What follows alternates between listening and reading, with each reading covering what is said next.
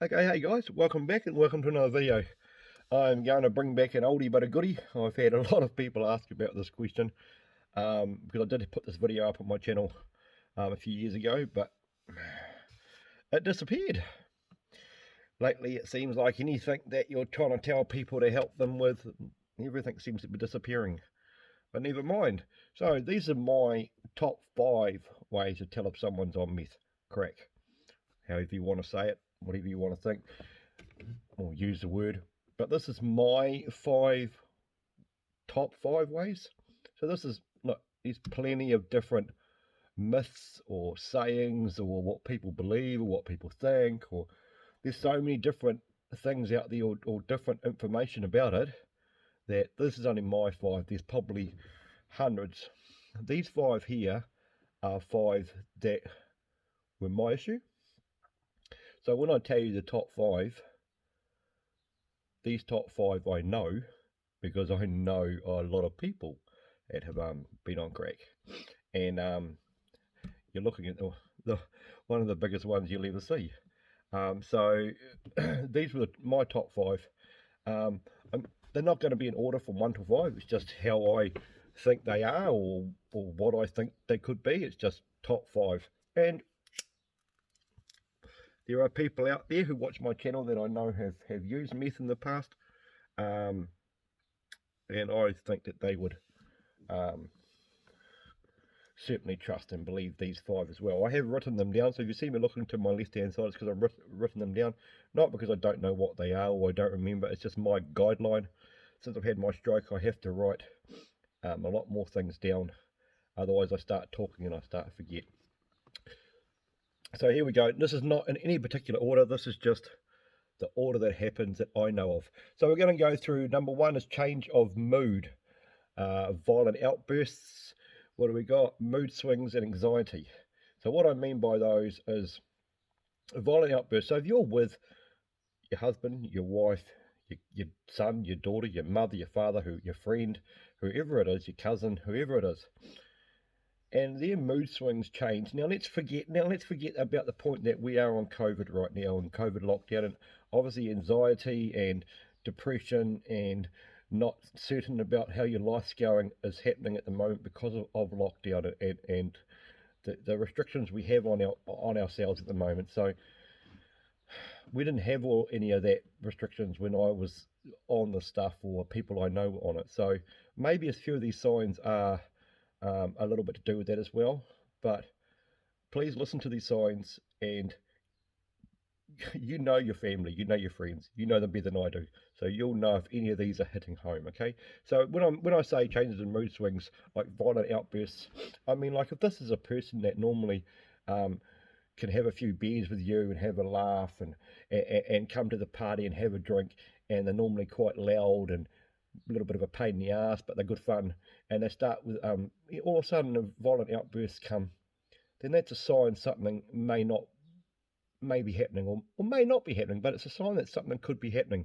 Anxiety is a thing that everyone is happening with in the world at the moment with COVID, but it's a different sort of anxiety. Like, if they're sitting, if that's your husband or your son or your mother or your daughter or your wife, and they're in your bubble at the moment, and they keep talking about COVID and anxiety and COVID and stuff, then obviously that's just because of COVID.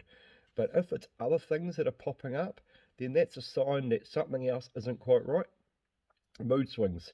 Mood swings. If your partner, friend, cousin, again, I'm always going to repeat that because this is what I mean. Your circle of friends or family, um, mood swings. I mean, we all have mood swings, but if the mood swings are changing or are different than what they have been in the past, that is also another sign or symptom. Now, up to number 2, this is a lot more plain and simple. I call it meth stuff. Okay, so stuff around the house that you may come across while you're cleaning, vacuuming, making the bed, cleaning out the car, looking through the glove box for something completely else, we chopping firewood out of the firewood shed, wherever you may be, people will hide these things. So you've got meth stuff. Okay, it's a glass pipe. So a glass pipe is obviously, it looks like a long tube with a round bowl in the bottom. It's literally like a, if you can picture a cigar, You know how the cigar has a long part with the tubes you put the tobacco in and light it? It's similar to that, apart from it's glass. At the end, the bowl is round, so you light that, and that's where they that's where they inhale it from. So it's a lot smaller than a cigar. I mean, than a pipe, obviously, but it looks similar. That's what I can explain it. It looks similar to a cigar pipe. If you've never seen a meth pipe, you'd understand what it is. The needles are another thing. I mean, that's a big thing. Depending on how the person is using or how they're taking their crack or their meth at the time, if you're finding needles around your house, with, you know, you don't have to be a genius to know there's something going on. If they're a diabetic or something and you're used to having needles, but you know what their needles look like, you know the insulin they take every day, you know they probably have a case they keep it in the bathroom. But if different needles are coming in than what you're used to seeing, then that's obviously a massive sign. Okay, so number three, changes in appearance. Now, a lot of people will say this isn't one of them, but I'm telling you it is. Rotting teeth. People say, "Oh, that's just because you don't you're not hot, you don't look after your teeth, you don't brush them properly." I'm on crack and I've got perfectly good teeth. Okay, I'm not saying that every single person on crack is going to get rotten teeth. Okay, but generally, what happens is when you're on a session and you've had some crack, you may be up for 2 or 3 days not sleeping, and you're partying or drinking or whatever you're doing, or just watching movies or anything. You sort of forget about your hygiene, like brushing teeth and doing certain things that you do on a daily routine. Like if you have a shower and then you have a cup of tea and then you brush your teeth and then you go to bed, and that's your routine. But those routines are changing and you're not doing those things, or someone's not doing those things. That is a problem. And the problem with a lot of people will say to me is, "Oh, as long as you brush your teeth, you're okay." Well, that's not true, because the stuff that's in meth, I'm just going to say meth because it's hard without my teeth at all to say the word, actually gets inside and can cause gum sores, lip sores, bleeding gums. And it actually breaks down the good. I'm just going to say this in my words. You can research this in your own big words, but it breaks down the layer on your teeth that is the good part to keep it clean and shiny and healthy. It breaks that down. So over time, that will break down no matter how much you brush your teeth. Okay, where are we up to? Weight loss. Weight loss is a huge one. If you are generally a bigger sort of person and you start dropping weight, dropping weight, dropping weight, dropping weight, and this person's still eating a lot, and you notice a big shift, and I'm talking about a big shift, okay? It will happen. You will notice it quite quickly. A person who is on meth constantly can still eat exactly the same food, but they will drop weight fast. It is I'm t- I know it sounds real bad, but if you want to lose weight, you don't want to go through Jenny Craig's and all the gym work and all the exercise. You take crack for a couple of months, you'll lose your weight instantly. Don't do that, obviously, but that's something that it's a massive sign. Red swollen eyes. Now I don't know if a lot of people know about this, but when you smoke a bit of marijuana, you may get a little bit of red eyes, and people buy clear eyes and they put some drops in their eyes, and they can still go to work if they've had some some dope or something, and it just clears your eyes. The red swollen eyes from crack is different. So instead of getting the bloodshot around the eyes here, you actually get the redness right underneath here, and it puffs out your eyelids, sort of brings them out a bit. So instead of your eyes looking like mine, they kind of come out looking like that, and it gets very, very red under here. Now that is a telltale. You can't get that from smoking marijuana. You can't get that from working 24 hours a day, 7 days a week, and you haven't slept. It's a different kind of redness and a puffiness. That's a massive sign. Okay, so number four, life changes. What I'm saying about life changes, and this, I know this video is being made when we're doing COVID, so some of these things can be COVID related. Okay, as in what I'm going to say now, but you know your family and friends, so you understand what it is. But getting fired from a job, if you're getting fired from a job because you're not turning up, you're not doing your job properly, you're sleeping, because a big sign of a meth user is when they've come off their high. Unless they have another high to keep going, you're going to sleep for 1, 2, 3 days. I know people that can sleep for 3 or 4 days afterwards. So you're getting fired could be you get fired from a job for a lot of reasons. But again, guys, you know your friends, family, partners, and you know how they are. So if they're getting fired from jobs all of a sudden and things aren't adding up, All you have to do is go, why are you getting fired? And if they've got any of the other symptoms that I've just chucked at you, then put them all together and then start making a jigsaw. It's not that difficult. Relationship problems. We all got a little bit of relationship problems every now and then. Me and Debbie have relationship problems every now and then. We have a bit of a scream at each other. We have a bit of an argument. But these arguments and these discussions and these problems because of stress, because of COVID, because of things that are going on in the world, those things you can deal with.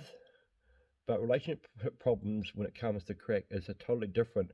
That person you're arguing with or discussing with, or you're trying to secretly somehow find out if they are on something or not, they're going to be very fiery at you. So if you can't just come out and say to them, "Look, are you on meth?" I heard from Jones's with his signs that you could be on meth, and he's just going to rock it off his nut, and that could be him trying to make you think that if I yell and scream and have a fit at you and let you know that I'm not on it, then you'll be like, okay, sorry, I'm so sorry, I know you're not on it, and the way you reacted proves you're not on it. Well, that could also be a sign that they actually are on it. So that's a hard one to weigh up, but if you're having a lot of problems and you don't normally have those sort of issues, then chuck a few of those other things in that I've said, and just like I said, build a jigsaw. And a jigsaw doesn't lie. A jigsaw is built with 1,000,000 pieces or 400 pieces or 50 pieces, and they're designed to all fit in certain little gaps. And as long as you've got all those pieces of jigsaw, a jigsaw that comes in the box, you will end up with a picture. Okay, the picture doesn't lie. So just remember those things. Okay, facing court. When I mean, if your partner, friend, again, cousin, has never sort of been in court or been in trouble, but all of a sudden they start going to court for little things or trying to hide. Like, I'll wear you off to, and pretend, okay, obviously pretend, okay, the world's in level 2 or level 1 so we can freely move around. And they're going out and you don't know where they're going. And you ask them, hey, where are you going today? You should be at work today. Oh, I've just got a quick appointment downtown. And you find out they may be going to court for a court case for something. So they're big things to think about. Their behaviour with their sleeping. Don't forget, these are a couple more massive ones. I've just written it down. This is why I write things down, guys. Not sleeping. I've talked about that. Taking bigger risks, taking risks with anything, and it could be financial, it could be work related, it could be driving, it could be in a relationship, anything. Taking a risks that they would not normally take. Like, a lot of people aren't really risk takers. A lot of people will live in a world where they're quite stable and they know they love routine, they love how their life swings. They go to work 9 till 5, they da. On a Friday they might go to the pub for a few beers, but all of a sudden the risk factors coming in and they're taking risks that aren't normally what they do. That's a big sign of it. Stealing. Okay, stealing.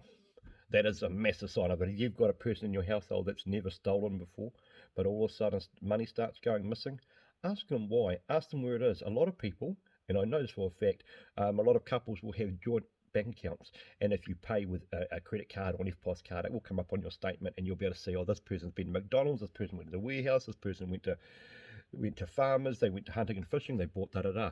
But if they're withdrawing cash, and large sums of cash, 100, 300, 500, 1,000, and they're withdrawing cash on a regular basis, and what they're doing is they're taking cash out so you can't see where their money is being spent. But what they don't realise, because they're so infested with this idea of getting their crack, they've forgotten that you can still see on the bank statement that they've taken X amount of money. And if they're taking so much money, you might be taking, like, you can buy crack for, it's called a dollar bag. It's $100, and it gives you a hit.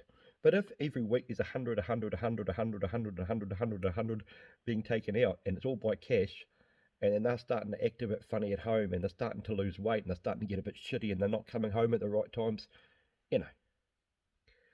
that are big signs. Now, lastly, I'm going to say this one, and this is not a sign by Google or anything, this is me, and I'm a big believer in this one, is trust your gut.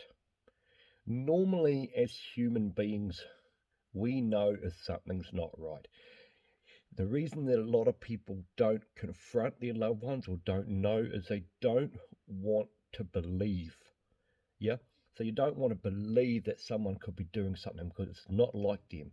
And you don't want to find out that your husband could be taking crack, and my God, you could end up in a divorce, lose the kids, lose the home, lose the car, get in financial hardship. You don't want to believe that. So if they come along and tell you it's all okay, it's just for this, you're going to want to believe them, because then it keeps your life easy and safe. But trust your gut, guys. Okay, normally if your gut is telling you something's not right, then it generally isn't right. Okay, if you've been married for 10 years or have a girlfriend or a boyfriend for a year, 6 months, whatever it is, you're starting to know that person. You know what they like, what they don't like. Trust your gut and your instinct on a lot of things, because if we really do, I've done it myself in the past. I've thought about something, and then my guts has been turning, and I've thought, man, this isn't right, but I've left it because I don't want to upset someone, and then I find out later on down the track that I was right. Trust your gut so that doesn't happen. If you have to ask any of these questions to anyone you know, then your gut has already answered your question. So listen to that advice very carefully. If you have to ask anyone you know any of these questions, then your gut is already telling you something. All right, guys. Well, I hope this video helps in you. I hope that you don't ever have to worry about any of these signs and nothing like that happens.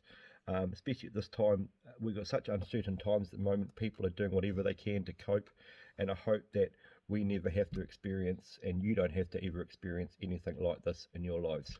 But I hope this video helps. I hope it encourages you to a few signs to look for. And if it has helped you guys, and if it is some signs that you agree with, or you disagree with, or you believe in, or you know firsthand, please give the video a thumbs up. Let me know in the comments below. That'd be much appreciated. All right, guys. Hope you have a good day. Catch you in the next video.